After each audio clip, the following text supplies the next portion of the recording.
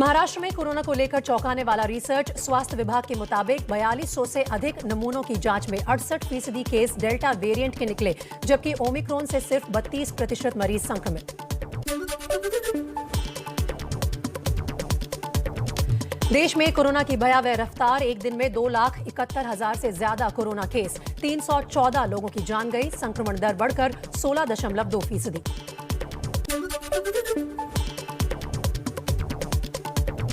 देश में ओमिक्रॉन के मामलों में भी इजाफा। अब तक कोरोना के नए वेरिएंट के 7,743 मरीज सामने आ चुके हैं।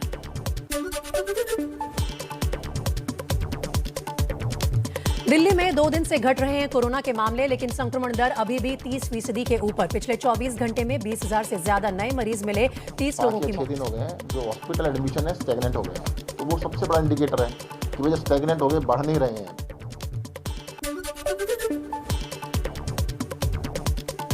दिल्ली में वीकेंड कर्फ्यू को लेकर पुलिस की सख्ती। बिना पास वाले लोगों के काटे जा रहे हैं चालान।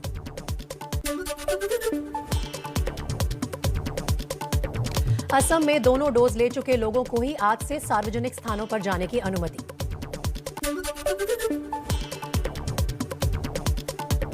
बिहार के मुजफ्फरपुर में कोरोना टीकाकरण को लेकर बड़ी लापरवाही। 75 स्कूली बच्चों को वैक्सीन देने के बाद सर्टिफिकेट की जगह कोरोना की जांच रिपोर्ट थमाई गई।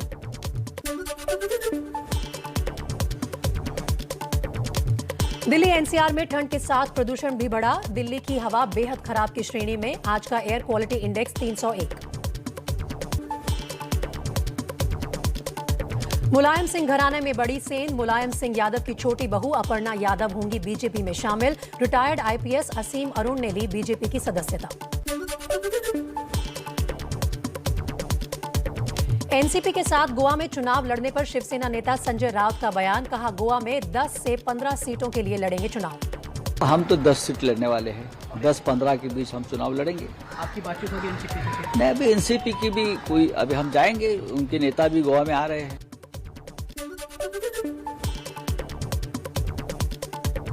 गोवा में दिल्ली के सीएम अरविंद केजरीवाल की प्रेस कॉन्फ्रेंस। सब कुछ फ्री और ईमानदार सरकार देने का वादा किया। सारी दवाइयाँ फ्री है, सारे टेस्ट फ्री है, सारा इलाज फ्री है, हॉस्पिटलाइजेशन फ्री है, सब कुछ फ्री है। वैसा ही दिल्ली में जैसे करके दिखाया, गोवा में भी आई एश्योर दैट सब लोगों को अच्छी हेल्थ फैसिलिटीज मिलेगी। लखनऊ में समाजवादी पार्टी दफ्तर के बाहर एक शख्स ने पेट्रोल छिड़क कर की आत्मदाह की कोशिश। टिकट नहीं मिलने से नाराज था शख्स। ओवैसी की पार्टी एआईएमआईएम ने यूपी चुनाव को लेकर 9 उम्मीदवारों की सूची जारी की।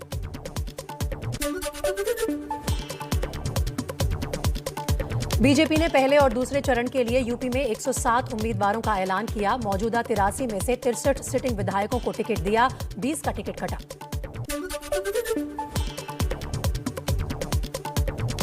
सीएम योगी गोरखपुर शहर से तो केशव प्रसाद मौर्य सिराथू से चुनाव लड़ेंगे। राधा मोहन दास अग्रवाल का गोरखपुर शहर से टिकट कटा। योगी आदित्यनाथ जी वो गोरखपुर शहर से चुनाव में पार्टी की ओर से प्रत्याशी होंगे। श्री केशव प्रसाद मौर्य सिराथू सीट में पार्टी की ओर से प्रत्याशी होंगे।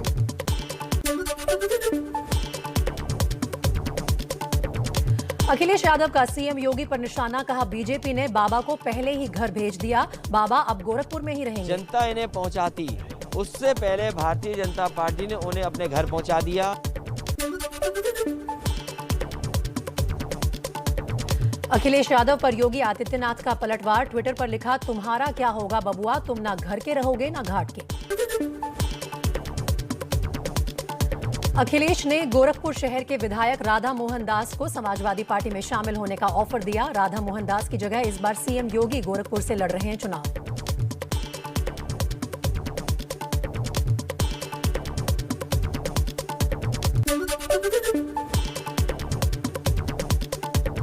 चंद्रशेखर आजाद की पार्टी का एसपी से गठबंधन नहीं होगा। चंद्रशेखर ने कहा, अखिलेश यादव दलित समाज का साथ नहीं चाहते। अखिलेश बोले, हम 2 सीट देना चाहते थे, वो तैयार नहीं हुए। अंत समय में मुझे लगा कि अखिलेश जी को दलितों की जरूरत नहीं है। मैंने कहा कि मैं 2 सीटें दे पाऊंगा, लेकिन उनके संगठन के बीच जो बातचीत हुई उसके बाद उन्होंने कहा कि मैं चुनाव नहीं लड़ सकता।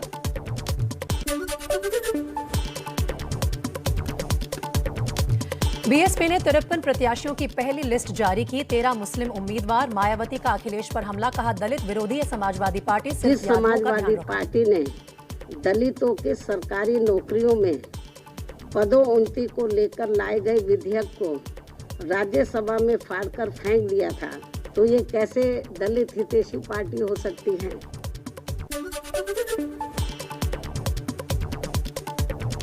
समाजवादी पार्टी के मुख्यालय में भीड़ जमा होने पर चुनाव आयोग सख्त। नोटिस जारी कर एसपी से जवाब मांगा। अखिलेश स्वामी मौर्य के कार्यक्रम में जुटी थी भारी भीड़।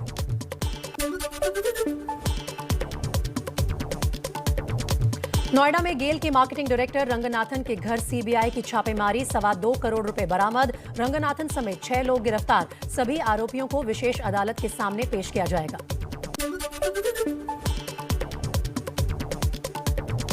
यूपी के कानपुर में बीएसपी नेता शमसुद्दीन रायनी की गाड़ी से 50 लाख रुपए बरामद। आयकर विभाग की टीम कर रही है छानबीन।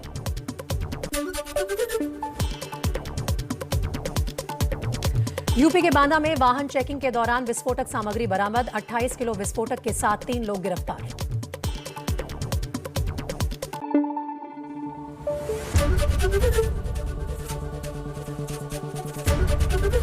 एबीपी न्यूज आपको रखे आगे।